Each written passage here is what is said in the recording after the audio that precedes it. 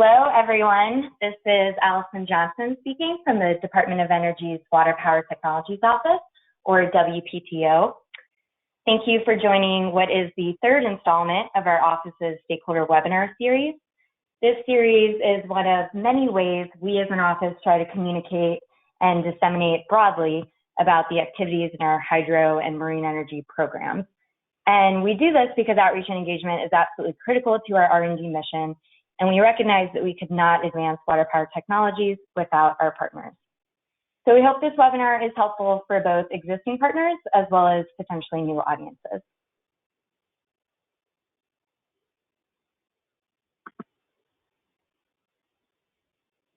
And before I introduce the agenda and our speakers, I'd like to briefly discuss some logistics for the webinar. Unless you called in today as a speaker, your line has been muted, and that is because we are actually recording this webinar and plan to share it publicly at a later date. So therefore, if you do experience any technical difficulties, please just use the chat box on your screen to send a note to our colleague Jenny, who is standing by to help you. So thank you, Jenny, for doing that. And lastly, we will end the webinar with a Q&A session. So if you have a question, you can actually send it to the office email address shown on the screen. That is waterpowertechnologiesoffice@ee.doe.gov. We're asking you to send questions over email rather than through the chat box because we expect we won't have enough time to address all the questions we receive. And in that case, we'll actually follow up with you after the webinar over email.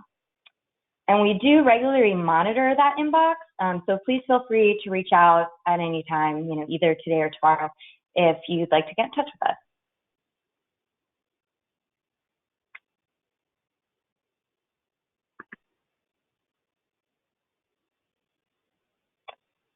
And you're going to hear today from a number of speakers about some of the biggest recent announcements from the Water Power Office.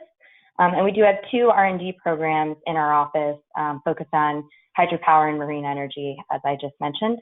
And our director and program managers will also highlight some of the key feedback we received in our recent office-wide peer review. And they'll also discuss some of our plans for actually addressing this feedback. But before we get to these water office speakers, we actually will hear from two guest speakers, Derek Passarelli, who oversees our Golden Field Office, and David Solan, who oversees all of the renewable energy programs in the Office of Energy Efficiency and Renewable Energy, which includes the Water Power Office. And I'll mention now that while you're going to hear about our programs from all these speakers today, this isn't going to be a true introductory overview of the office. So if that's what you're looking for, if you could use a more 101 overview, such as an explanation of our areas of research and funding mechanisms, we actually recommend watching the recording of the first webinar in this series, which we conducted last year, and that can be found on our website, or again, you can just send a note to our office email address shown on the screen, and we'll direct you to that recording. So as you heard, we have quite a few speakers today. In addition to myself as the moderator and the two guest speakers I mentioned, Derek and David, we also have Alejandro Moreno, the director of our office, Tim Ramsey, who oversees the Marine Energy Program, Jen Garson, who is the office lead for prizes in our Powering the Blue Economy initiative, Tim Welch, the Hydropower Program Manager, and Sam Bockenhauer, who leads the Hydrowires portfolio, which you'll hear more about later. And usually when we host these webinars, we do have speakers in at least 2 locations, but today we have 8 speakers coming to you from 8 different places due to current social distancing rules. So thanks to our speakers and listeners for joining us today, wherever you might be. Without further ado, I'd like to introduce our first speaker. We are thrilled to have Derek Passarelli with us today. As mentioned, Derek is the director of EERE's Golden Field Office. In this role, Derek is responsible for oversight and implementation of EERE's financial assistance portfolio. And if any of our listeners have actually received financial assistance from the Water Office or another office in EERE, you have definitely worked with the Golden Field Office. So Derek leads the management and oversight of the National Renewable Energy Laboratory in addition to the Golden Field Office. And I'm sure many of our listeners are familiar with NREL as well. So we asked Derek to join us today to share how the Golden Field Office supports the water power team and our partners. And with that, I'll turn it over to Derek. Thank you, Allison. Hello, everyone. Glad to be on the line today. I am talking to you from sunny Golden, Colorado, and it's great to be able to participate in this forum. I wanted to mention that, yes, the Golden Field Office is we call ourselves basically the circulation system for the technology offices for the Office of Energy Efficiency and Renewable Energy, and we carry out those financial assistance activities for EERE. It is a different time right now, and we're trying to make sure that folks know that EERE is open for business. We're continuing to operate, whether it's the funding opportunity announcements that go out on the street, if it's award negotiations, if it's closeout of awards, if it's award administration. Our contracting officers are working fully from home. And we've actually had a really smooth transition with that regard. We know that there are a number of you out there who may have situations that are impacting your awards, and we definitely want to hear from you. We're trying to manage the award process and the award administration process as smoothly as we can in a virtual environment. We're feeling pretty confident that we can do that. The objectives of the Water Power Technologies Office are incredibly important, and there's no reason to step back from those objectives. And so what we want to emphasize to all of you is that we're working hard, and we want to provide the best customer service to you as possible. The contracting officer is the official representative on behalf of the Department of Energy for financial assistance awards and for the contracting work that we do out of NREL as well. And so what we want to do is make sure that they are fully engaged with you. I know that Allison mentioned the email for the Water Power Technologies Office at the beginning. I think for the purposes of this forum, that's a perfectly fine email to send your questions in, and we'll make sure that they get routed to us. For those of you that have an active award with EERE, just be sure to work in coordination with your project officer who oversees the particular project, as well as the contracting officer that works it. We work in tandem. We're a team.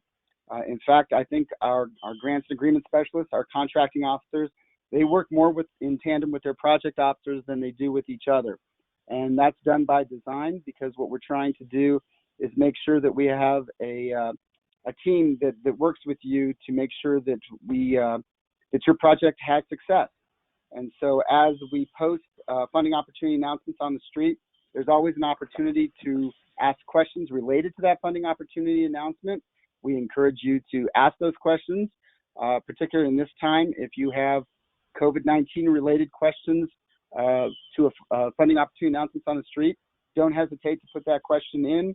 And as we're working on award administration too, if there are issues that come up, whether they're associated with budget, cost share, particularly allowable cost share, those are often questions that we hear coming into the office as, what is allowable cost share? We can work with you and work with the WPTO to reach a solution on that. So the big emphasis today in my discussion is just letting you know that EERE really hasn't missed a beat with regard to trying to fulfill the objectives, and we're going to continue to do that. And actually, I have a benefit. I get to sit in the senior staff meetings. I get to hear Alejandro talk about the exciting things that are coming up in Water Power Technologies Office. So I think you all are going to be pretty excited. I'm looking at the attendees, and we have well past 250, or we're approaching 300 people on this call, and I think that's fantastic. So you don't need to hear further from me. With that, Allison, I'll turn it back to you to move on in the program. Thanks so much, Derek. I'm sure our listeners really appreciated hearing from you, and especially, those partners which we currently work with through financial assistance agreements. So thanks so much. And now I'm happy to introduce our next guest speaker, David Solan. As mentioned, David is the department's Deputy Assistant Secretary for Renewable Power. In this role, he oversees all of the renewable energy programs in EERE's portfolio, including the Water Office, and he also oversees EERE's energy system integration efforts. Before his current position, David actually served in other parts of the department, including the Office of Policy and the Office of Science. And we asked David to join us today to introduce himself to our stakeholders and share his perspective on the work of the Water Power Office, and really anything else you'd like to share with our listeners today, David. So with that, I will turn it over to David. Great, thanks, Allison. I really appreciate the introduction. As a former principal investigator doing research under EERE awards, I really like talking to audiences like this. As Derek said, it's great to see almost 300 people have joined us. As well, I'm excited to talk about water power technologies today. Obviously, I'm a big fan of renewable energy and specifically using local resources and where the resources are the best, which is why hydro and marine energy are particularly exciting to me, especially as somebody who served on an integrated resource planning board for a utility with a lot of hydro, and having grown up in a coastal region. I just really like talking to audiences like this. At the same time, it's a very different time, especially during social distancing. I did want to recognize all the federal employees and the contractors. As Derek said, we're still open for business. Everyone's been doing a fantastic job throughout the government and the labs in terms of still delivering on what we need to be doing, and working with our stakeholders like yourselves to keep research going and also to help develop our programs and plans for the future.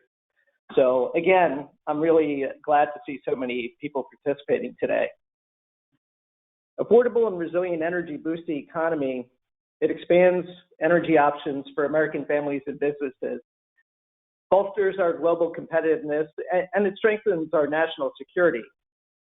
So what we're focused on is making the technologies in the portfolio more affordable and reliable, in addition to making the grid more resilient by improving integration and energy storage technologies. One of the things that excites me, and I actually also spoke a little bit about this last year at the WPTO peer review, is powering the blue economy.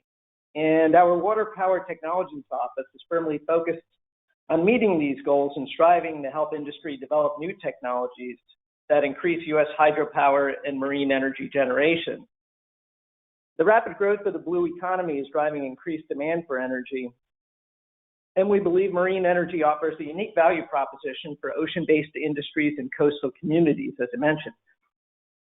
DOE's Powering the Blue Economy initiative seeks to understand the power requirements of emerging coastal and maritime markets using advanced technologies, and these technologies could integrate marine renewable energy to relieve power constraints and to promote economic growth. We have a lot going on through this initiative, which you'll hear about just a little later from some of our other speakers. In terms of prizes and competition are an important part of DOE's overall strategy. By incentivizing visionaries to develop technologies and solutions, U.S. competitiveness is strengthened in energy, and it also leverages the nation's innovation ecosystem to support entrepreneurs. So that's really important. In 2019, the Water Power Office launched multiple prizes to help achieve this goal, and I'd like to go through them to refresh people's memory or to introduce them to others. The first prize challenges innovators to develop cost-competitive wave-powered desalination systems. The second prize, launched in collaboration with our federal agency partner NOAA, is focused on marine energy-powered ocean observing technologies. The Fish Protection Prize will increase the energy efficiency of hydroelectric dams by protecting fish from dam intakes and water diversions. And finally, our FAST prize will decrease the time it takes to commission pump storage from 10 years to 5, while reducing both cost and risk. Moving on to an initiative that I also think is really important, Hydrowires. The Hydrowires initiative is exploring how hydropower and pump storage can contribute to grid reliability and resilience. As with powering the blue economy, you'll hear much more about our efforts later in this webinar in the area for hydro wires. But however, I do want to urge you to take a look at the public request for information. The hydro program just released last week. Through this RFI, the program is seeking public feedback on foundational documents for a long-term hydro strategy, as well as the hydro wires research roadmap. And the roadmap outlines the new research areas and priorities of the program's hydro grid portfolio. WPTO staff will discuss the RFI again in more detail in this webinar, but I'd be missing an opportunity if I didn't mention it too, so I think that's really important. As far as our R&D priorities for water power, moving forward, these include improving hydropower pump storage grid integration. So building on our pump storage hydropower technical assistance effort under hydro wires, we're developing valuation methodologies for hydropower and non-power services. One of our goals in this area is to ensure that hydropower is properly represented in power system models and forecasting, which is something that it hasn't always been represented very well. Second area is using big data and machine learning for hydropower optimization. Our hydropower plant digital twin technology research is looking to use big data and machine learning to improve hydro plant operation. And this research is focused on increasing revenue, decreasing costs, and improving resiliency. A third priority is supporting the development and testing of U.S. marine energy technologies. One of our partners, ORPC, is testing the river current device in Alaska right now. And we have multiple projects that are working towards open water tests. So we look forward to seeing these projects progress and gaining new insights from their in-water experience. We're also planning to support additional testing through our new TEAMER program. So TEAMER, which stands for Testing Expertise and Access for Marine Energy Research, will offer developers and researchers access to testing infrastructure, as well as the expertise of world-class subject matter experts. And you may have already heard the TEAMER Network Director, the Pacific Ocean Energy Trust, or POET, announce they will launch the first request for technical support this month, later on May 26th. So keep an eye out for that. Another recent mechanism to advance marine energy R&D is the MHK program's Open Funding Opportunity Announcement, or FOA. This $22 million opportunity aims to foster collaboration between research institutions and industry. This is a great way to ensure that we're tapping into the strongest minds and resources for marine energy, and it sets the stage for the future workforce. This opportunity offers more real-world experiences to students and researchers at universities and other research institutions, as well as providing more expansive research and testing resources. Offering students and researchers the opportunity to participate in industry-level problem solving prepares them for the next level of their career development, so that's really important. So concept papers for the FOA were due yesterday. The full applications are due July 7th, and we're anticipating announcing our selections later this year in September 2020. So in closing, we're really proud of the work we're doing in the Water Power Office, but we know we couldn't do this without partners like you. We look forward to opportunities like these to communicate broadly about this work, increase the pool of our partners, and actively seek stakeholder feedback. So this webinar series is just one example of these efforts, and it's really important in this time of social distancing, and it's great to see almost 300 people on it. So I'm excited to hear about more about the Water Office and interactions in this webinar, and thanks again for having me.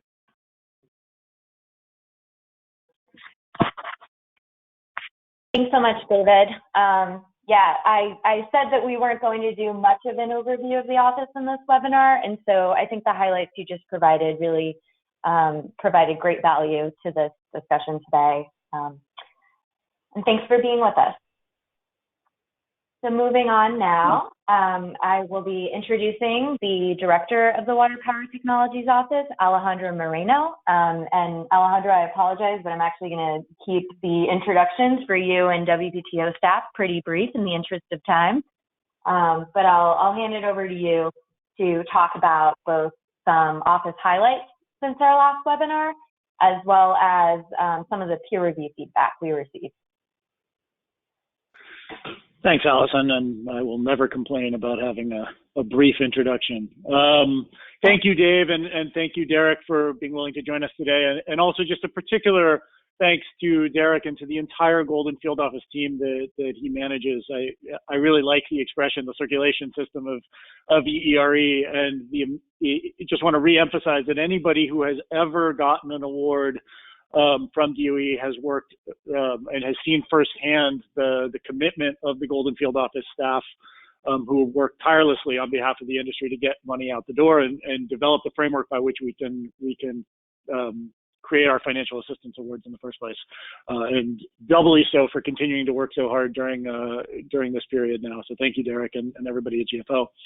And thank you, of course, to everybody who took the time to join us from wherever you may be. On behalf of all of WPTO, we hope everybody is staying safe and healthy.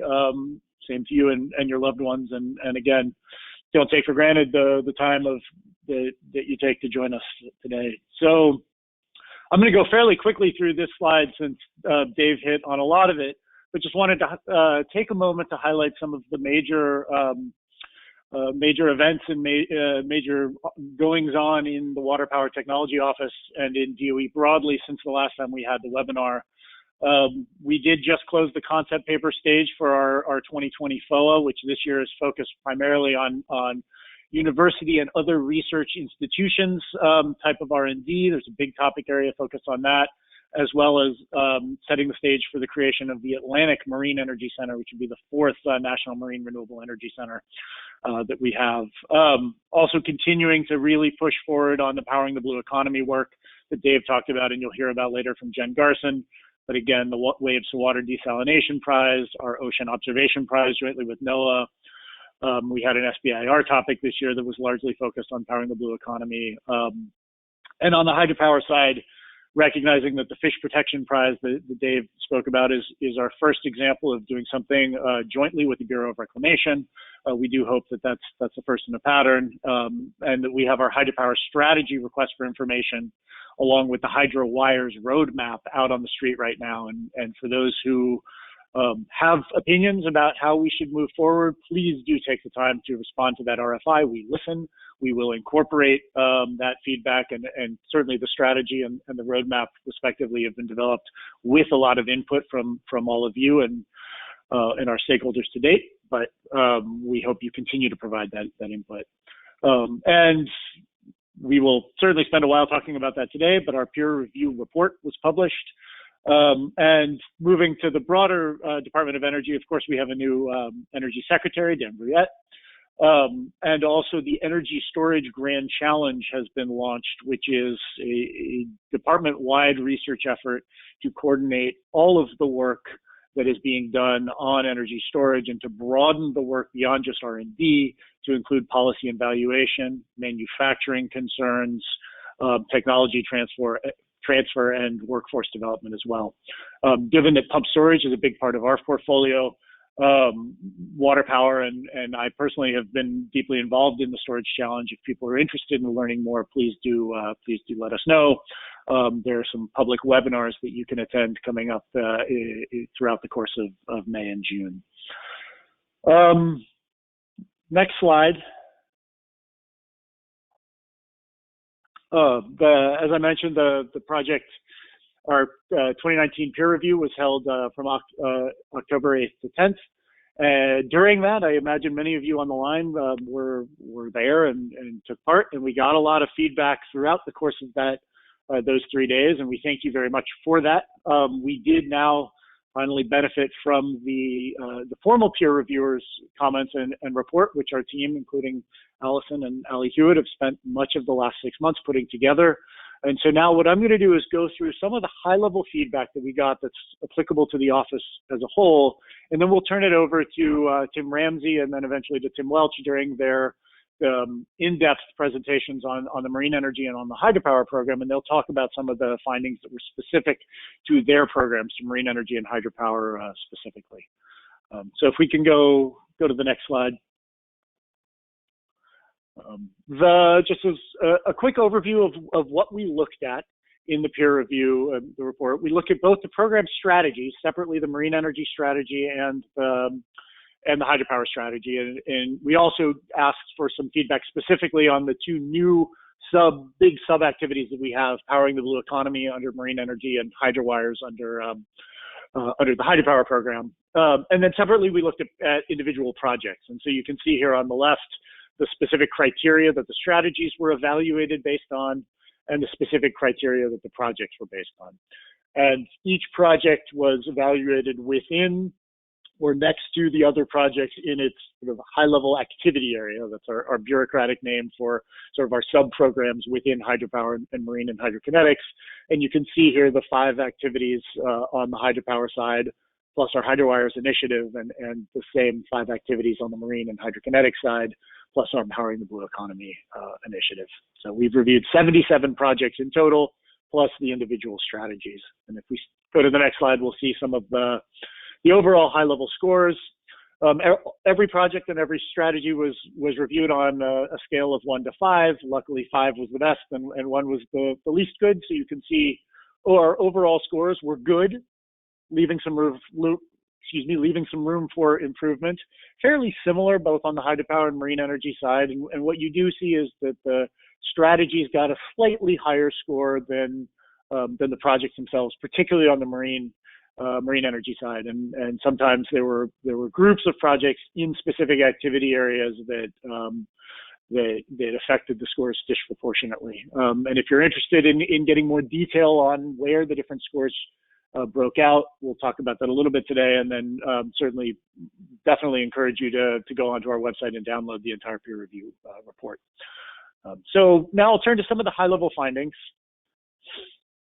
The positive, the good was, again, really we did get very strong support both in the scores and in the individual reviewers' comments for the high-level strategies and objectives. And we're very happy to hear that, because we have spent a lot of time, as many of you know, over the last couple of years, refining and continuing to develop the strategies and really talking both through formal RFI processes like we did with marine energy and have open with the hydropower now, but through lots of discussions and individual conversations and events where we got considerable input and feedback. And so we were very happy to see that had been recognized both on the marine energy side and the hydropower side. And we continue to develop those strategies to increasing level of depth. Second, you heard Dave talk about the value of prizes and some of the creativity that we're really trying to encourage across DOE and EERE in how we create funding mechanisms and ensure those funding mechanisms are really fit for the purpose that we are trying to accomplish, and not just assuming, well, we have one bureaucratic mechanism, so one size fits all, but really think before we put money out the door. Think about what we're trying to do with it, and think about what are some of the most effective, what are the most effective ways to actually spend that money. So, for example, the Teamer program, which you heard Dave mention, was a program where we understood that one of the key barriers was getting marine energy devices, particularly at a small and medium scale, into lab settings to be tested, so in tanks and in flumes, quickly in a way that doesn't dramatically interrupt the innovation process. And so we know to do a once-a-year FOA probably wasn't going to be the most appropriate or most effective approach to that, because just by definition, that's a year break. And so instead, we created this Teamer program where we're able to get money, hopefully we'll see, out the door and encourage the tests to occur within 6 months of the original application process. And so we worked with the Golden Field office and with our team to create a mechanism that we thought was really appropriate for the specific purpose. And we got a lot of feedback from the reviewers that appreciated that and noted the effectiveness of some of those mechanisms. And then lastly, for all the WPTO staff on the line, cover your ears, but we did get a lot of feedback on the quality of WPTO staff, and really the constructiveness and the support that the staff provides to the industry writ large. And that's something that it was nice to see recognized. Certainly, we see as a group our job to help you, the stakeholders across the board in the hydropower sector and in the marine energy sector. And we really are always willing to go the extra mile and to think creatively about how to do that most effectively. And I think the funding mechanisms is one of many examples of that. Certainly the the way our Golden field office staff as well have always engaged with awardees as whenever we have a contractual issue or a problem comes up, we view it as our role to help you find a solution. And that was part of the feedback we got. So that was terrific. That said, not all the feedback was positive. There's certainly areas we can do better. And the next slide will highlight that. The first was on industry and stakeholder engagement, and very specifically in engaging industry and specific project types. One of the examples that we had, and Tim Welch will talk about this, was some of our small hydropower projects where during the go, no-go decisions, for example, they likely would have benefited from greater engagement and greater involvement with established industry members at large. And so we're looking at some ways to implement that, certainly to be able to, particularly for go, no-go decisions, to be able to use those as really sort of rigorous stage gates rather than box checking exercises, which sometimes they've turned into in the past. Related to that as well, we got strong feedback that we need to do more in the areas of performance metrics. This is something particularly on the marine energy side that has been front and center in our consciousness for the last year and a half, 2 years or so. And we have been doing a lot of work, particularly with colleagues in Scotland and in Europe. We're doing the same for marine energy. We want to make sure that as we do create metrics, that we're not creating a wide array of different metrics for the same device. That would just ultimately end up creating more confusion.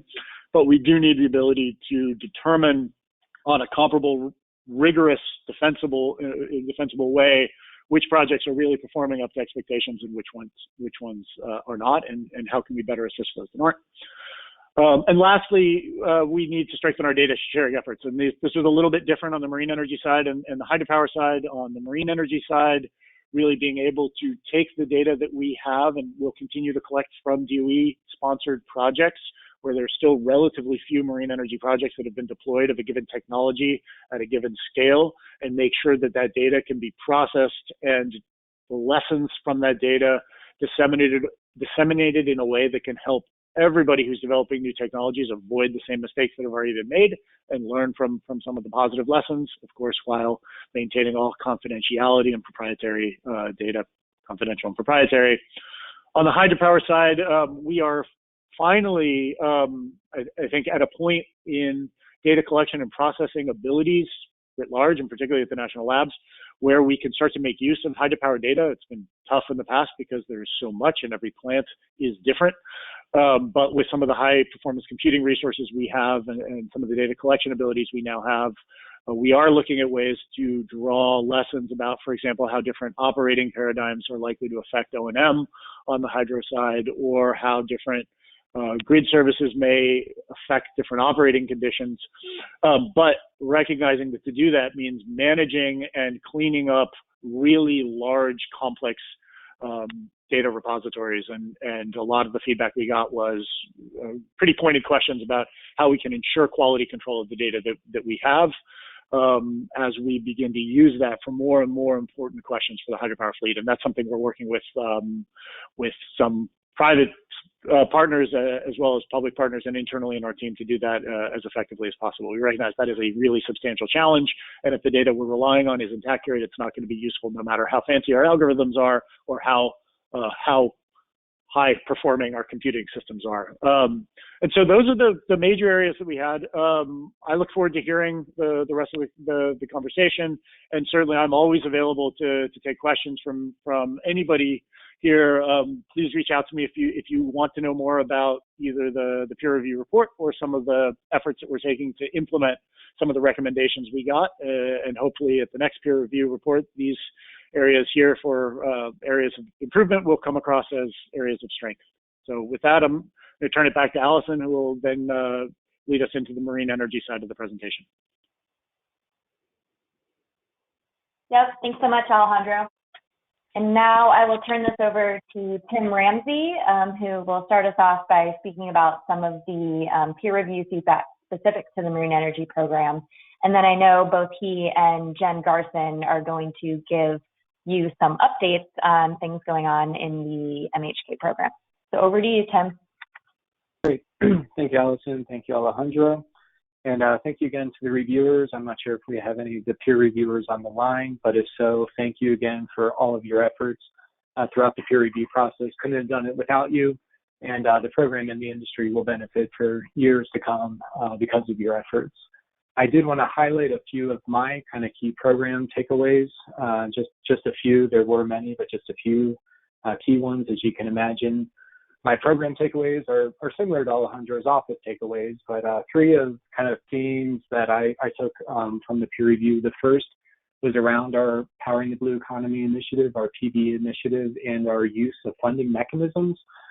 So we've been trying really hard over the last couple of years to exercise all the different funding mechanisms we have at our disposal and make sure that they are purposely built for the activity that we're trying to undertake.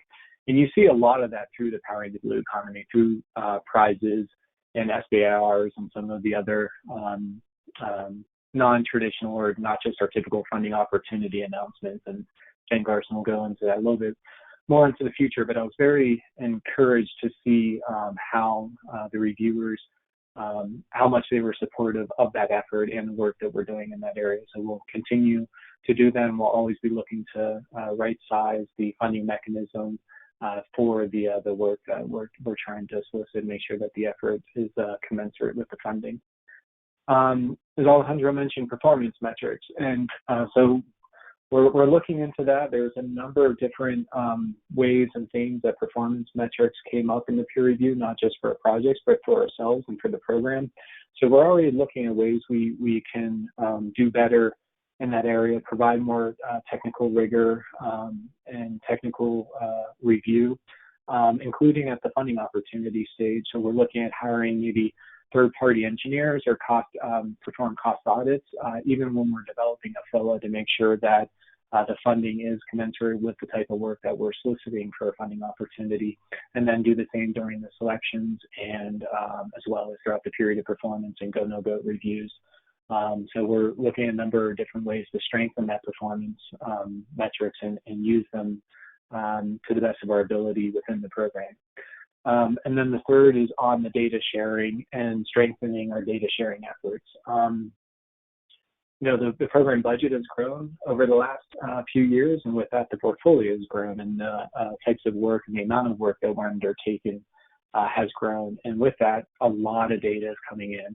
As we get more and more projects started and the projects are advancing and getting more and more projects in the water, and especially as we get the TEAMER program up and running, a lot of data is going to be coming into the program, and we need to figure out ways to strengthen that data support. We've done a few things over the years, like standing up MHKDR and Primer and TEFIS, but going forward, we are going to look at ways to strengthen that, to make the data collection and dissemination process better, to really ensure that the data we're collecting is as useful as possible and as impactful as possible to the industry. Next slide. Quickly wanted to mention that the annual IEA OES report for 2019 is out. Alejandro mentioned performance metrics and how we're working with our colleagues in Scotland. One of the ways we do that is through the OES. So the OES is the International Working Group for Marine Energy. There's just under 30 member countries. US is one of those. One of the tasks within the OES group, task 12, is on performance metrics. So the US is part of that, and that's one of the ways that we're looking to strengthen performance metrics and the use of performance metrics.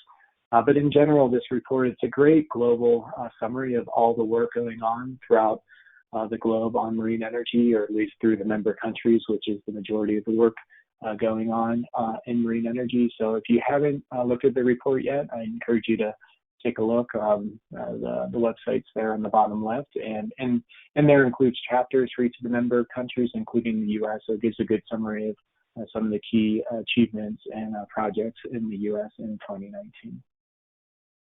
Next slide. Dave mentioned that we do have a open funding opportunity out right now. All of you or I assume most of you are aware of the funding opportunity. It's on R&D, marine energy R&D at research institutions, a total of $22 million over 4 topic areas. And I'll go over the topic areas in a little more detail on the next slide. But there's some key objectives that we're trying to achieve through this funding opportunity, trying to grow and enhance R&D partnerships between universities and other research institutions and industry, advance marine energy capabilities at research institutions, including in the Atlantic region, enhance and develop new testing infrastructure, improve transparency, collaboration among marine energy partners, develop a strong pipeline for a STEM workforce, encourage new entities to enter into the marine energy research field, and also increase research institutions' participation in the TEAMER program. Dave and Alejandro each mentioned the TEAMER program. A little more to come on that. We're really excited about that program and the fact that it's getting ready to open here pretty soon. Next slide. So I mentioned to go through the topic areas in a little more detail. Again, 4 topic areas. The first, foundational research and development, a total of $10.5 million, and we are anticipating up to 7 awards. And this topic area seeks to advance marine energy industry by leveraging the creativity and research strengths of non-federal research institutions, focusing on cross-cutting device agnostic early stage research, and by growing the depth and breadth of organizations working on marine energy. So building that pipeline, building the portfolio, the entities working on marine energy research. So for the purposes of this FOA, we're defining foundational research as research on problems or topics that have broad relevance and impact across large portions of the industry, and often cut across technologies and resource types. Primary value of this type of research is that it enables teams to explore problems beyond just the scope of a single issue or technology design and will have greater impact on the industry as a whole. Universities and private institutions are well suited to perform this early stage type of R&D and can effectively assemble researchers and multidisciplinary teams across organizations to support those goals. This topic area specifically solicits collaborative research partnerships to build upon and expand past efforts and develop impactful foundational R&D and analysis to advance the U.S. marine energy industry. Awardees in this topic area will be required to work collaboratively with the new Foundational Research Network Facilitator, the FRNF, which is being solicited in topic area 3, and I'll talk about that in a minute. And also, awardees will be expected to attend in-person meetings hosted by the FRNF. Topic area 2, the Atlantic Marine Energy Center, a total of $5 million with 1 award anticipated to be selected. And what this topic area is soliciting is to stand up a new National Marine Renewable Energy Center, AMEC, as directed in our FY20 appropriations language. So as the marine energy continues to grow and mature, there's an ongoing need for R&D and testing at all stages of technology development. And currently there's 3 National Marine Renewable Energy Centers, and this topic area is establishing a new center, the Atlantic Marine Energy Center, which will be operated by a university or university-led consortium with a focus on advancing commercial availability and adoption and application of marine energy technologies in the Atlantic region. So as mentioned before, we're standing up the TEAMER program, and it is envisioned that AMEC will bring new facilities and new expertise into the network, the TEAMER network, and be available for developers to test and use those facilities in the future.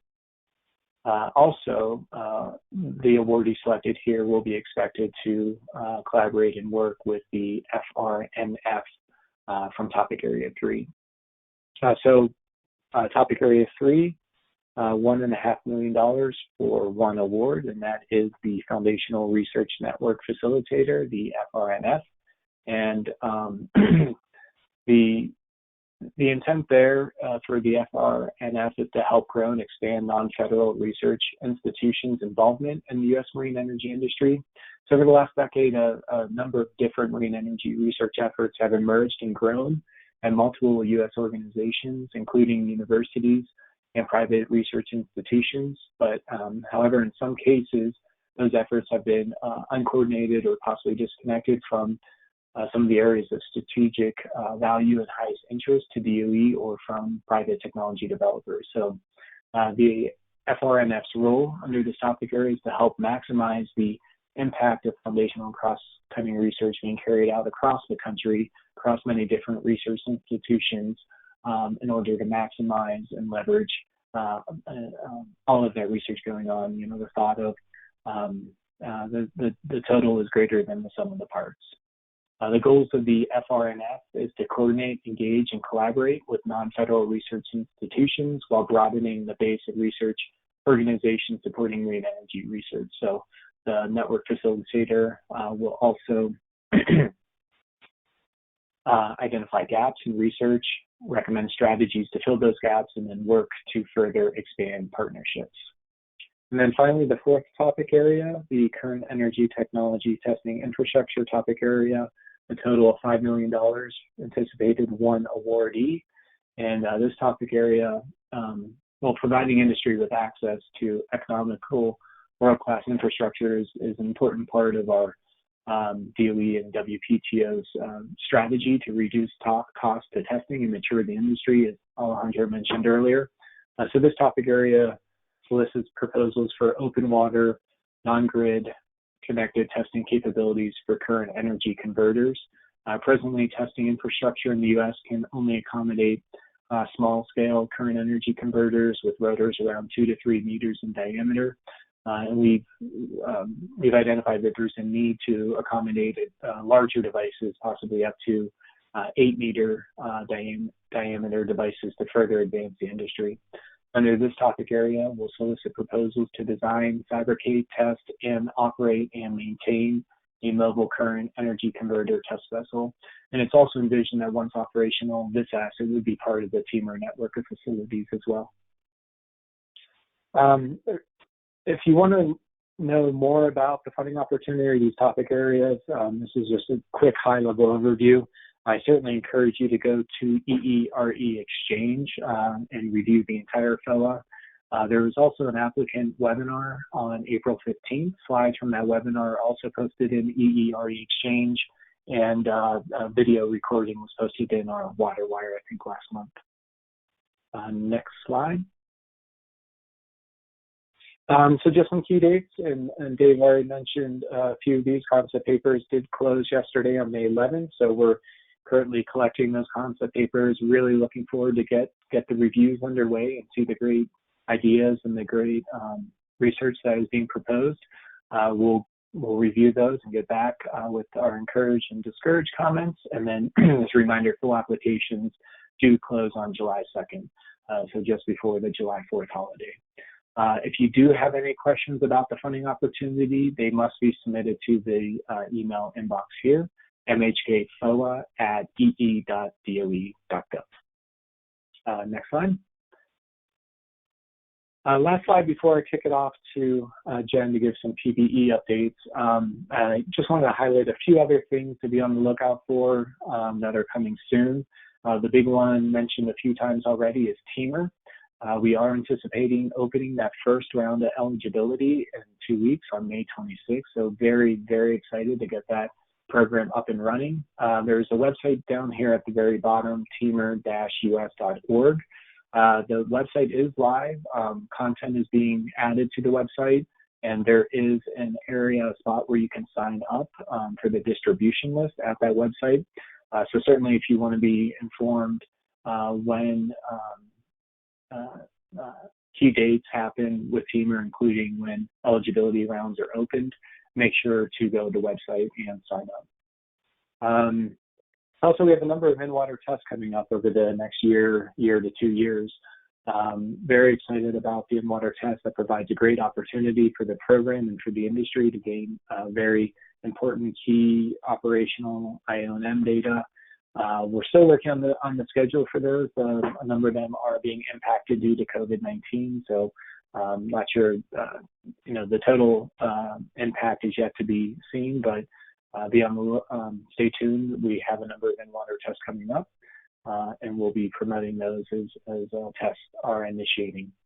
The state of the science, the last report was released in 2016, and we've been going over a very big effort led by PMNL over the last year plus to update that report. So a new 2020 State of the Science report is coming very soon. We're in the final stages of drafting and reviewing that report, and we anticipate releasing it for public comment in early June. And then the report, the writing group will then be holding public webinars shortly after release to further disseminate and get the information in the report out to the public. Also, still finalizing and working on the publication plans for our MHK program strategy. So that's something we've been working on for the last couple of years and planning to get that out, as well as our LCOE rebaselining targets here later this year. And then finally, a number of Powering the Blue Economy updates through our prizes and SBIR awards. And Jen, who currently leads our PBE initiative, she'll be going through some of those updates on the next couple of slides. Jen? Thanks, Tim. So as our Deputy Assistant Secretary spoke to a bit earlier, this year we launched our Powering the Blue Economy initiative. And in the last few months, we've launched a series of new activities spanning from prizes to other assistance mechanisms to support the development of systems to serve energy needs in the blue economy. And this slide just shows some of the highlights. This past fall, we selected 15 teams to participate in our inaugural Marine Energy Collegiate Competition. These students hail from across the nation and include some of our international student teams as well. These teams were set to present at the International Conference on Ocean Energy, but instead, between May and July, the students will be pitching virtually to an esteemed panel of judges, where they'll have the opportunity to describe the market analysis and design of their systems. We're excited to see what they've done and to support them moving forward. And we're planning a competition for next year, so more details will be coming soon. In February at AGU Ocean Sciences in San Diego, we announced a joint solicitation with the Department of Commerce's Economic Development Administration to support clusters, incubators, and accelerators in the blue economy. This is the first industry-specific challenge that EDA has run with another agency, and we're excited to see the various activities that can help support our entrepreneurs and developers as they develop technologies to serve the energy needs in the blue economy. We view these types of activities as critical to connecting customers to solutions being developed by our innovators. And as Alejandro mentioned earlier, and Tim did as well, we had two phase one topics specific in SBIR to Powering the Blue Economy. The first was on co-development of smaller scale systems, which really focus on coupling designs powered by marine energy with the needs of customers. And this includes everything from aquaculture to ocean observing to systems for remote communities. And we had a second topic that aligns both with PBE and our Plastics Innovation Challenge, where we sought marine energy powered plastic cleanup systems to address one of the key challenges of keeping plastics out of our ocean by capturing it before it ever gets there. We plan to announce the winners of phase one shortly. Additionally, many of our phase one SBIR fiscal year 2019 projects align with PBE. We'll be making decisions on phase two selections shortly as well. And in November, at a White House Summit on Ocean Partnerships, we made a few announcements for our prize portfolio. We opened the design stage of Waves to Water, which focused on developing wave-powered desalination systems. This design stage challenged competitors to do a detailed design and modeling of their systems. We received 49 submissions for our design stage and are planning to announce the winners of that stage in the coming weeks. I just want to note that we continue to be impressed by the systems that we see coming into this prize. And in November, we also launched the first stage of the Ocean Observing Prize in partnership with NOAA. So next slide.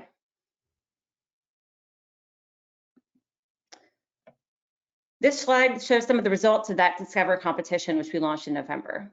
We received more than 60 submissions in this stage and ultimately selected 11 winners, including our top prize winner, CalWave, for their system that can provide charging for systems like underwater vehicles. In addition to the winners, we announced the theme that we'll pursue in our next Develop competition, Buoys and Autonomous Systems, a combination of buoys, floats, and tags and unmanned systems.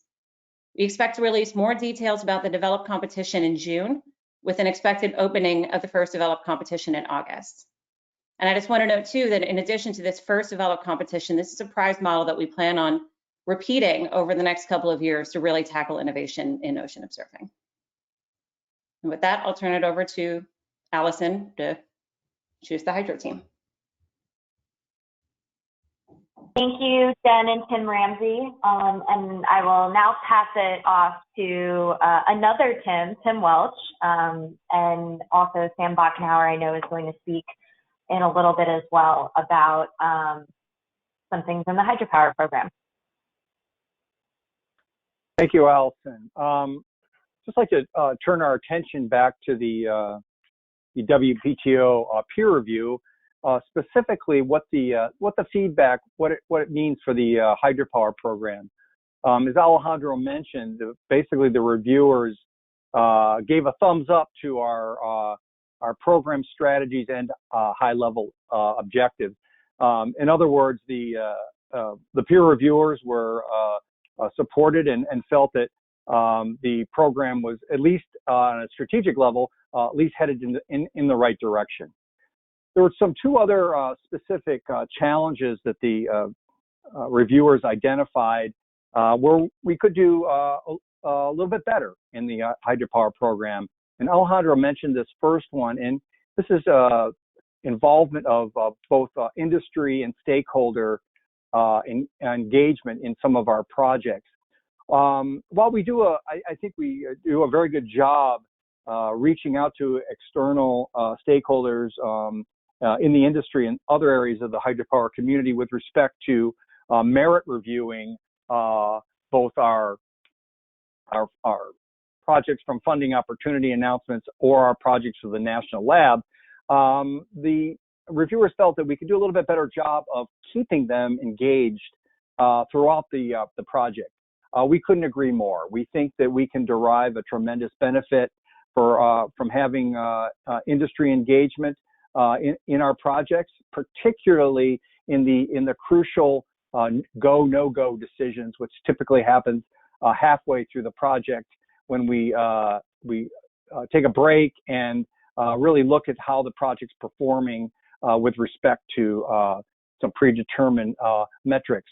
So one way we're thinking about approaching that is to use our merit reviewers as advisors throughout the project. So in other words, keeping them engaged in the project such that as the project moves forward, the merit reviewers have a chance to weigh in on whether the project is going in the direction that they originally thought it was going into. So look for some areas of improvement in that area.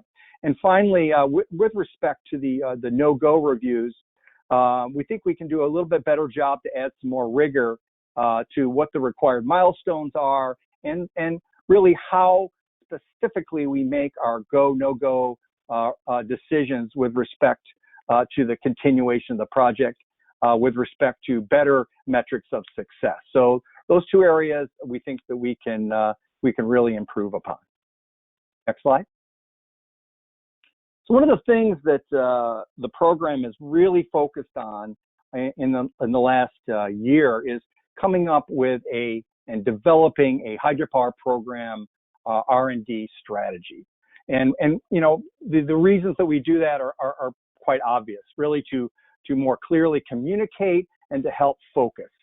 By communication, really communicating to you, the hydropower community, our rationale for what our R&D strategic levels are out to, say, even like as far out as 2030, but also to help focus us internally on the program activities that have the greatest impact with respect to that strategy. If you all remember, back in 2016, we released the landmark Hydropower Vision report. And in that Hydropower Vision report, we had a roadmap which really identified what are some of the key action areas that need to be addressed in order to help the hydropower industry grow in a sustainable manner. So while that vision document wasn't really our strategic plan, we've tied in our strategic plan to that roadmap to ensure that we have consistency with the roadmap, and that whatever we do is related to those action areas or those needs that were identified in the roadmap. And finally, really coming up with a separate strategy that you're going to hear about here in a few minutes, that the program can take to increase the competitive and grid resiliency and reliability contributions to the U.S. hydropower and pump storage. And you're going to be hearing a little bit more about that in a couple of minutes. Next slide. So what's the first step in developing a strategy? Well, the first step typically is, what are the challenges? What are the challenges that you're trying to solve? So we basically came up with these 5 different challenges that we felt really face the U.S. hydropower industry. I don't expect you to see read all the bullets underneath, but up in the blue boxes there are really what we've identified as those 5 great challenges. So reading from so left to right, the first one is untapped opportunities for hydropower and pump storage to support a rapidly evolving grid. And that really is our HydroWires program that you're going to be hearing about in a moment from Dr. Sam Bachenauer. In other words, what is hydropower's role in the grid, and how will hydropower's role change with a rapidly evolving grid due to the introduction of variable renewables like wind and solar. The second one, limited opportunities for affordable growth given existing hydropower technologies. It should come as no secret to any of you who are listening. Right now, there aren't a lot of hydropower projects being built right now. Maybe a few more with respect to non-power dams, but not many at all with respect to greenfield development. But we think with the advent of new hydropower technologies that can make new projects more environmentally sustainable, that we think we can make some advancements into that area. Now, the third area is maintaining cost competitiveness and security of the existing hydropower asset fleet. We all know that the current fleet is aging, and what are the types of things that we can do to bring hydropower into the 21st century? Fourth, addressing environmental impacts and hydrologic uncertainties. Being able to, this is really the key in my mind to new hydropower growth, is how can we develop new technologies, new protocols, new methodologies to help not only identify environmental impacts of hydropower, but also how to mitigate those impacts. And finally, limited access to information necessary to support decision making. There is a lot of data about the hydropower industry, and a lot of times it's very disparate. It's in different areas, different places. How can we use those data most effectively, not only to do R&D, but to help developers and stakeholders in relicensing to make better decisions about hydroelectric development? So there are your 5 challenges. And next slide. So to address those 5 challenges, we have 5 approaches. And so starting at our approaches there in the dark green boxes. First, new technologies for low impact growth. And under that area is our program for standard modular hydro, which is a whole new way of looking at developing hydropower projects by starting first with looking at the environmental attributes of a particular stream reach, and then designing the project accordingly in order to protect and enhance those stream functionality. Second, with respect to the existing fleet, is our upgrade, modernization, and security. And in that lives our cybersecurity research. and our digital hydropower research that I'm going to talk to you about here in a few minutes. Third is our grid reliability, resilience, integration, and storage, and that's where we have house not only our grid projects, but also our development of new technologies for pump storage. Now you'll see up above those three dark green boxes are our other two approaches, which is our data and access analysis and our environmental R&D. And the reason we've drawn this way is those approaches really do cross-cut throughout all the other three. In other words, that we're going to need data, we're going to need access to big data, and we're also going to need to do research into environmental impacts if we want to do those other three approaches in a sustainable manner. Now you can see the big giant green arrow that leads from all these leads down to not only more cost-effective hydro, which is the obvious one, but more importantly, more flexible and valuable hydropower and pump storage. And by valuable, we use that term very broadly, not only value with respect to revenue streams, but more valuable to not only the society at large, but things like value to the stability of the U.S. grid. So what I'd like to do first of all is to focus a little bit more on our grid reliability, resilience, integration, and storage. Next slide. And that is our HydroWires program.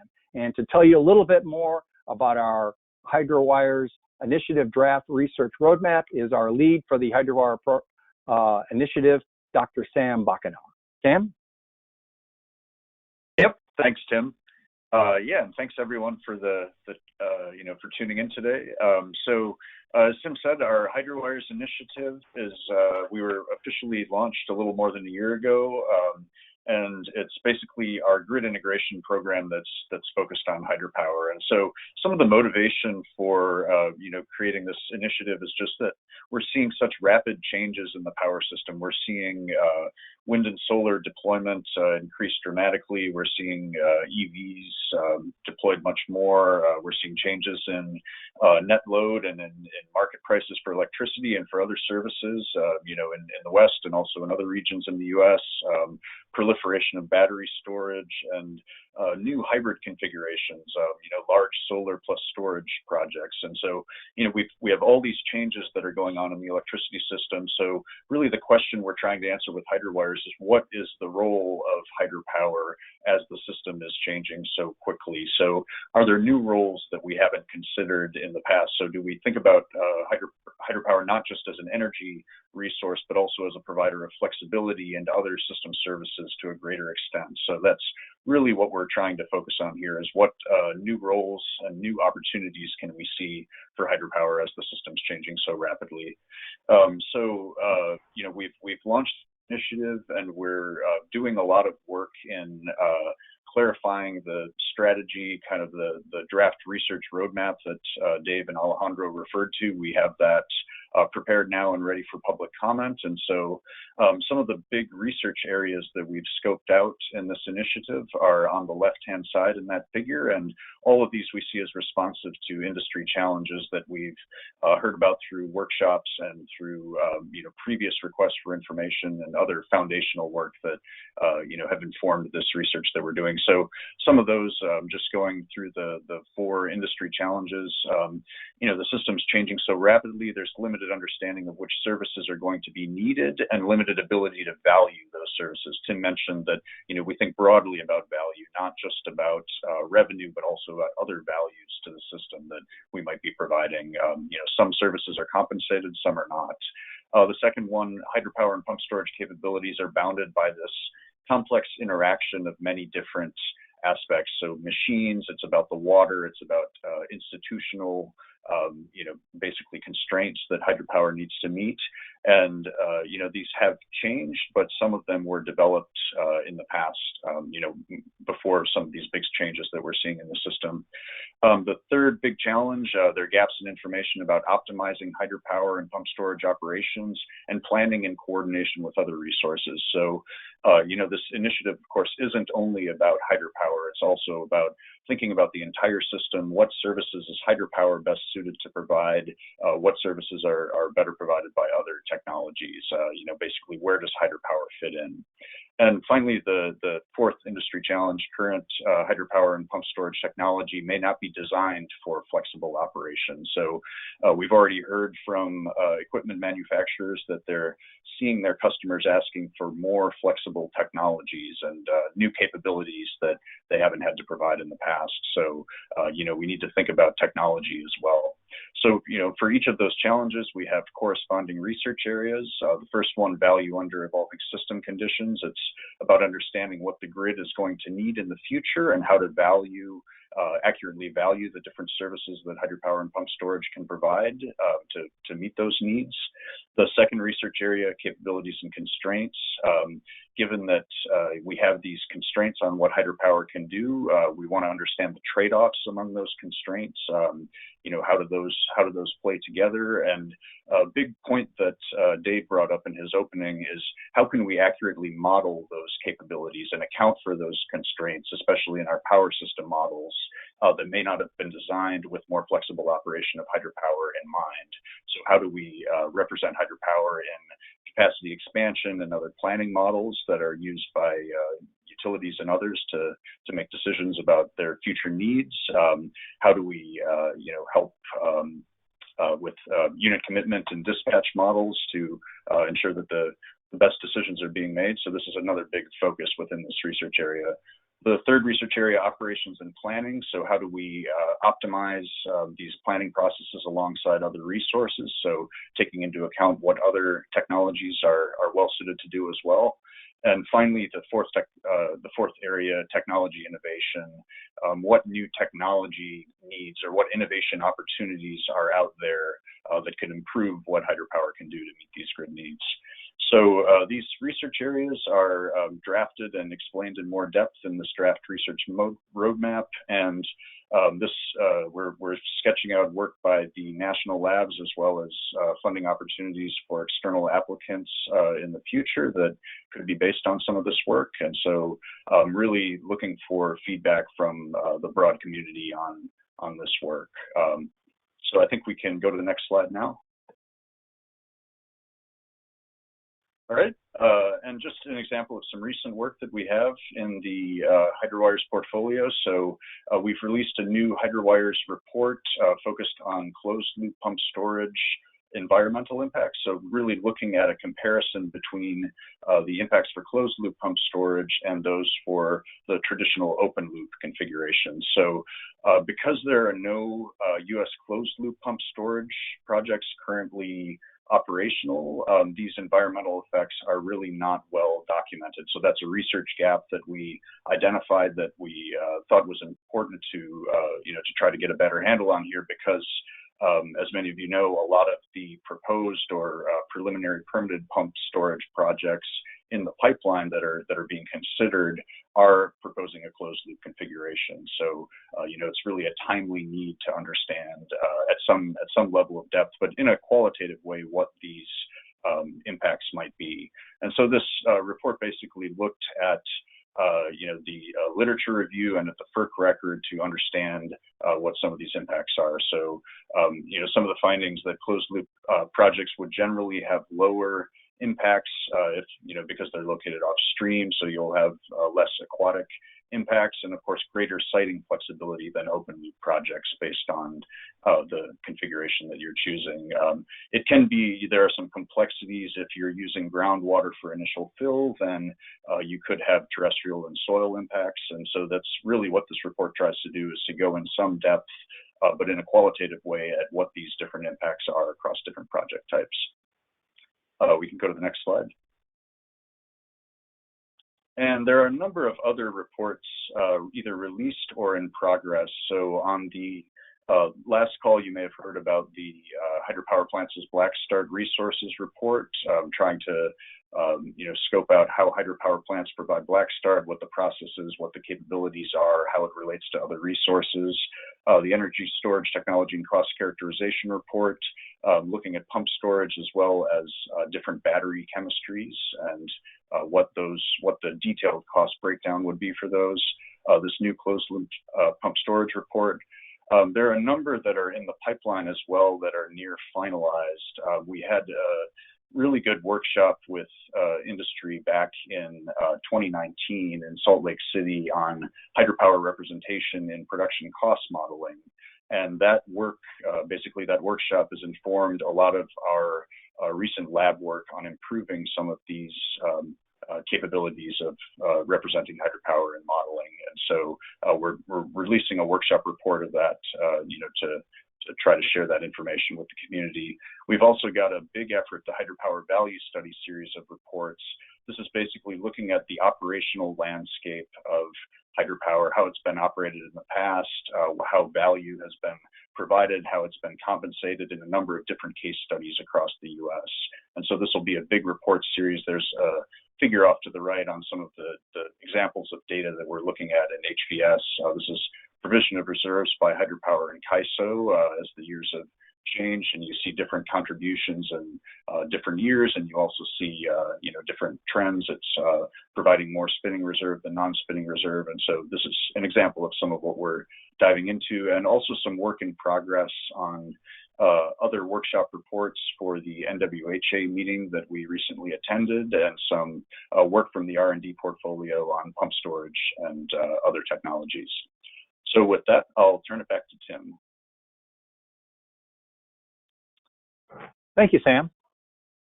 So now that you've heard a little bit about our hydropower program, strategic challenges and approaches, and you've heard from Sam a little bit about our HydroWires research roadmap, what we'd like to know is what do you think about all these new strategic initiatives?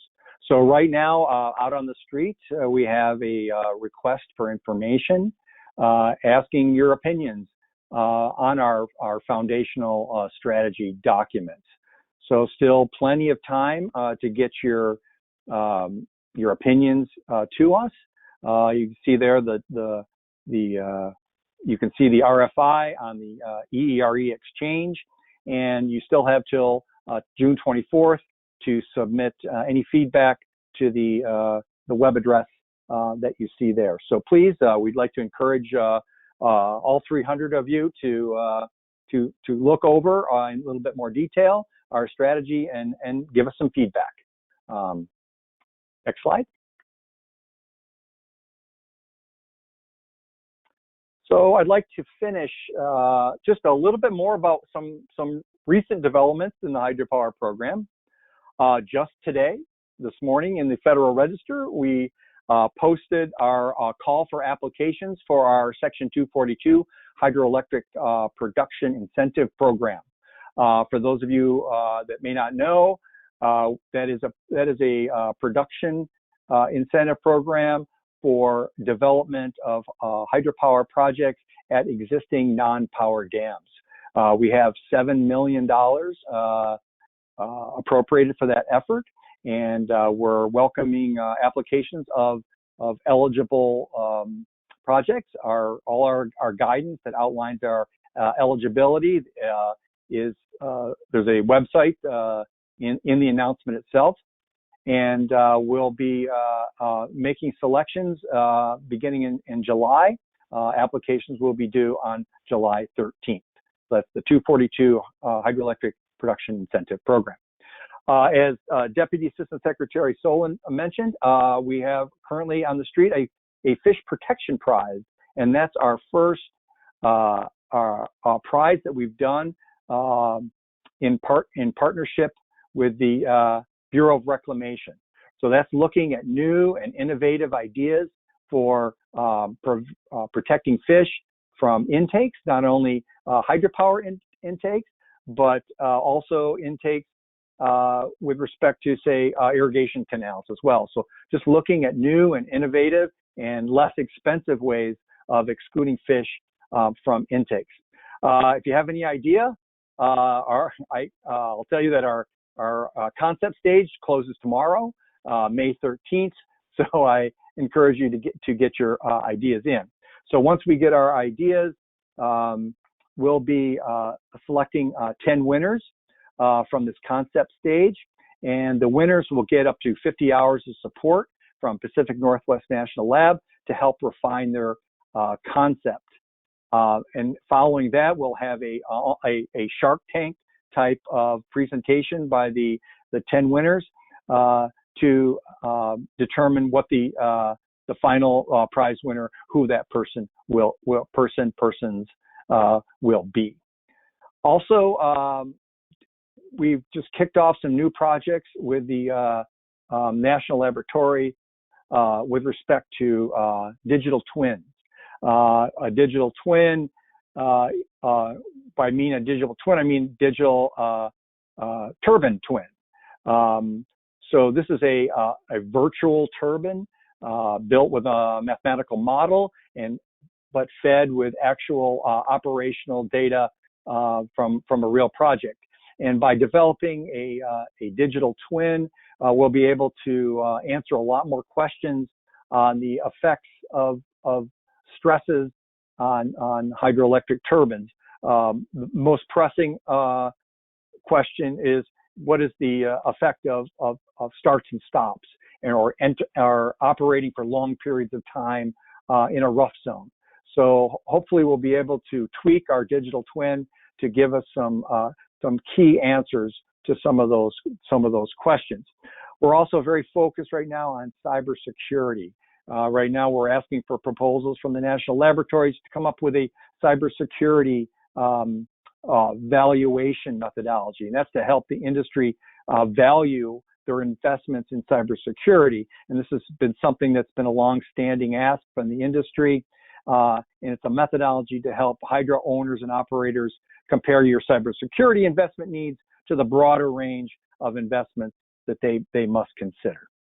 And finally, under our small business innovative research program, from FY19, our phase 1, we've reviewed our applications that were submitted under our topic area of innovative sensing and data platforms for water and hydropower, and we'll be announcing the awardee soon under our SBIR program. And with that, I will turn it back over to Allison Johnson. Great. Thank you, Tim, and to all of our other speakers today, both my colleagues in the Water Office as well as our guest speakers, Derek and David. So we're going to use the last few minutes of this webinar to answer some of the questions we've received from our listeners. But first, I'm going to give just a few reminders of how to stay in touch with us. So as we've mentioned a few times, our office does have a general office email address. So you can use that to get in touch with us at any time. And I'll admit, I've been monitoring the inbox and seeing quite a lot of activity during this webinar. So apologies in advance if it takes a few days for us to get back to you. But we do use that inbox. Please shoot us a message if you ever have a question, or if you have recommendations for other webinar topics for future webinars here. We're happy to plan webinars around certain projects or initiatives that our listeners are interested in. And in case you'd like to share the information we presented today, we're actually going to make this webinar available online within the next few weeks. We did this for our previous webinars in this series as well. So this will be made available online on our website, and we'll also share it through the Water Wire, which is our office's newsletter. So please go ahead and subscribe to that if you're interested in receiving updates from our office, including news on future funding opportunities. So with that, I'll turn to Q&A and start dishing out some questions here to my colleagues. We actually received a lot of questions, so I picked a few that I thought were maybe most relevant or interesting to a wide audience. And as I mentioned, we'll try to follow up with all of you after this webinar if you did submit questions. So I have one really good question that applies actually to both the hydro and the marine energy programs. So I'll actually turn to my marine energy colleagues first to answer this specific to marine energy. So the question was, how does WPTO view the competitiveness of water power technologies relative to competing and cooperating alternative renewable technologies such as solar and wind? And they said the motivation for this question, which is, obviously a very good question, is that if water power cannot be price competitive with other renewables, really what is the value proposition of these resources? So Tim Ramsey, I'll turn it to you to address this first from the marine energy perspective. Yeah, thanks. There's a couple of ways I would answer that question, and it is a very good question and something that we think about as a program quite a bit, and acknowledge that that marine energy likely won't compete with other generating resources exclusively on an energy LCOE cost basis in the near term. So we have to look at other unique attributes of marine energy. What are some of those unique attributes at the grid for marine energy, some of those unique values? So we do have a joint project with NREL and PNNL. PNNL is leading it to help us quantify what some of those unique benefits and attributes might be. We're talking things, like seasonality, system benefits, predictability, resiliency, enabled services, location, including, those locations where it, changes in latitudes and where some of those other competing resources might be limited as well, and land use. That's another big one as well. So there's a number of other attributes that have a value to them, but it's hard to quantify that value. It's hard to communicate that value. So that's one of the projects that we are, as I mentioned, trying to do so that we can better compare or make that comparison, make that make that justification of where there is value. And that's kind of brings me to the second part of how we answer that is we'll see a lot of that overlap as we get into the resilient coastal communities part of our portfolio, at least at the near term, looking at coastal communities that are remote and also have higher cost of electricity, so that hurdle rate is easier to obtain, and I think that's where you'll see marine energy adopted earlier at the grid scale, and then that's a natural transition into some of the work that we're doing in PBE, where you're getting, in some cases, completely away from solely levelized cost of electricity, LCOE, and you're getting into a whole suite of other benefits. And I think with that, I'll pass it over to Jen to see if she has anything to add on PBE and some of the cost attributes for marine energy with the PBE technologies or applications. Yeah, I mean, that's one of the reasons why we're really excited about PBE is thinking about the value of marine energy in a variety of contexts, beyond even just LCOE, which is typically how DOE has framed kind of the value of energy resources. So even as an example, in ocean observing, reducing the need to go out and retrieve systems by having more persistent power has been clearly demonstrated as a need by the ocean observing community. But that's just one specific example. We are working to really identify and understand what the compelling metrics are in order to make sure that these systems are not just competitive, but they have real value for the end users that will need them most. So another example that Tim, obviously just used was for remote communities, and not even just understanding, remote communities for provisions of power for microgrids, but even looking at things like desalination. So, we're doing our work on wave powered desal, but this is where we really think that there's a broad opportunity of thinking about the value of marine energy in the context of the markets that we'll really need to use them most. So that's been a big driver for PBE, and will continue to be so as well.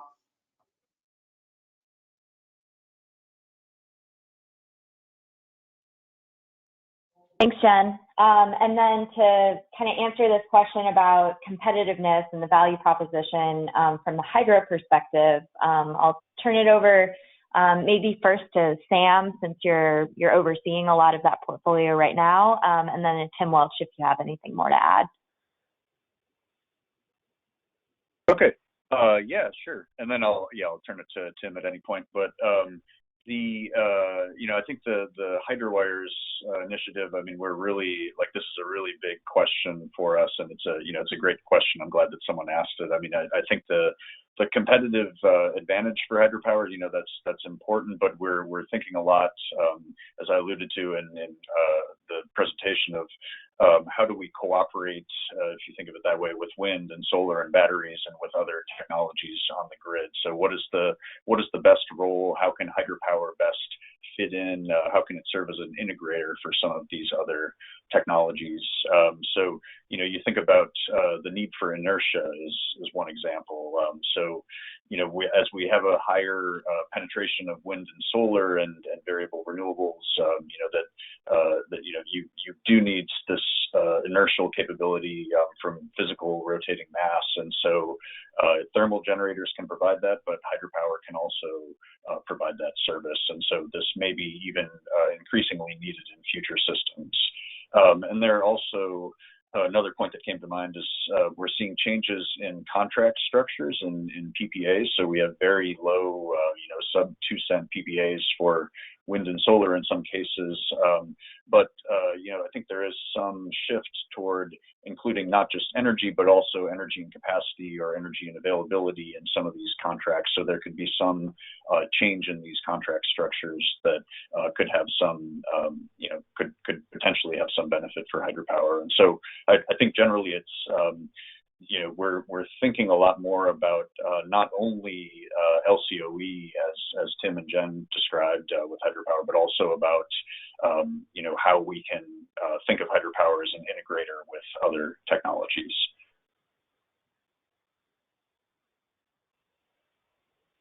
Thanks, Sam. So with respect to small hydropower, again, similar to what Tim, Ramsey, and Jen talked about, lowering LCOE, that really is the rationale between our program's standardized modular approach to hydropower design, which really the big goal is to reduce per unit cost, but then also incorporate ecological and social objectives into river systems earlier in the design process. But then thinking about sort of the other end of the value equation, what are some other value propositions, especially for small hydro, that go beyond electric generation?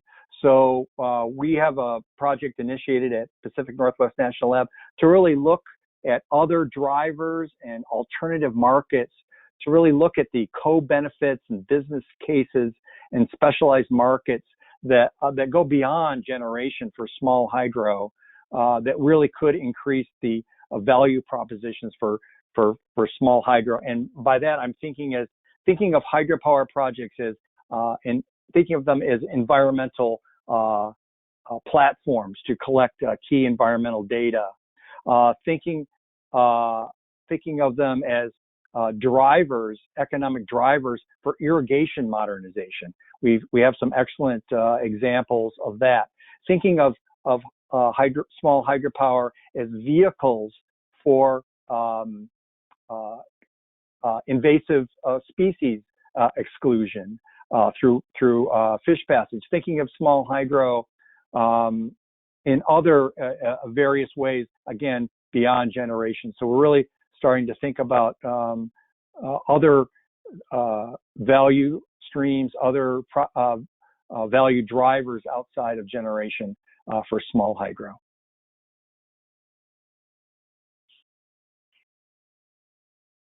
Great. And I know we are a little behind on time, but our speakers did say they had a few more minutes for questions.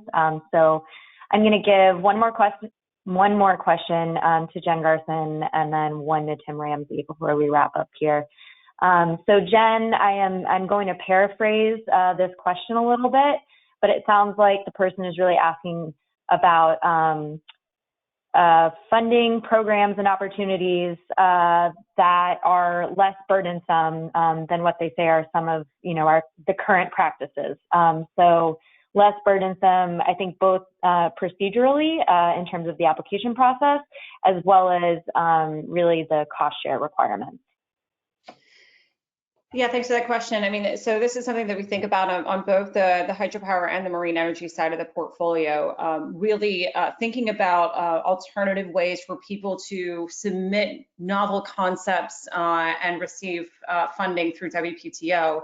I mean, as anybody who's been following our program for a while recognizes, over the last, year and a half or so, we've launched a series of prizes to really try to draw out innovative, novel solutions in both marine and hydropower. And the prizes have a distinct advantage in that you can be an individual with a good idea and you just submit, usually it's around 2,500 words and some supporting images, and can compete from anywhere between tens of or to hundreds of thousands of dollars in support, both in kind from our labs and through cash prices. We really want to make sure that we're lowering the barrier to entry, especially for ideas and for people who may not necessarily be able to apply to big funding opportunity announcements, which can be far more complex to apply into.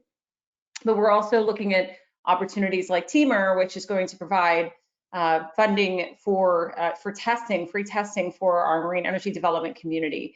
And so working on trying to make sure that that application process is streamlined.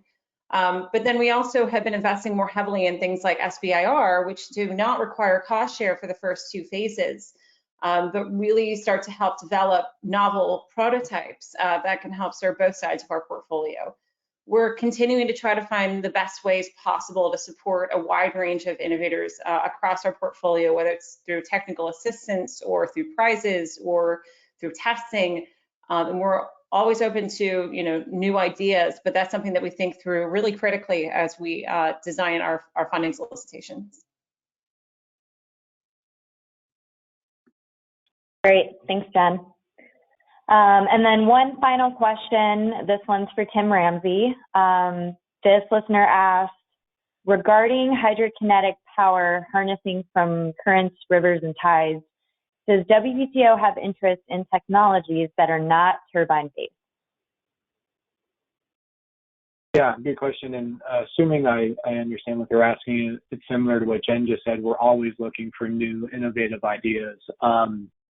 As long as the power is coming from marine renewable energy resources, from marine hydrokinetics, ocean waves, tides, currents, river currents, OTEC, then we are completely open to how that power is harnessed. We want to find the most efficient, cost-effective way to harness the power for certain applications, and we understand that for certain applications, that power takeoff could look different. But just generically speaking, yes, we are not strictly tied to or preconceived that rotors and blades and typical looking turbine is the only or the best way to harness power. So certainly open to new ideas. We have a handful of projects out there already looking at new materials, flexible materials, piezoelectrics, things like that. So hopefully that answered the question. Jen, do you have any? I think you might have something you wanted to add there.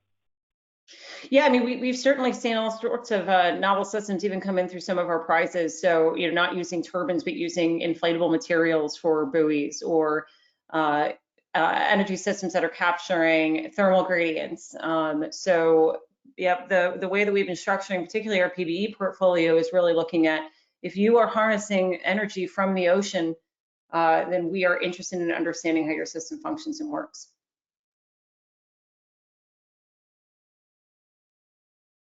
Awesome, thanks. So in sum, we are definitely interested in all the technology concepts, even if they're not turbine-based.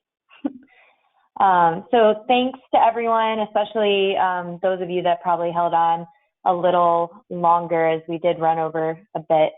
And please be on the lookout for future announcements from our office. If you're subscribed to the WaterWire, you're definitely going to see a few announcements from our office over the next few weeks. So thanks for joining us today. Great. Thank you, Allison. Thank you all.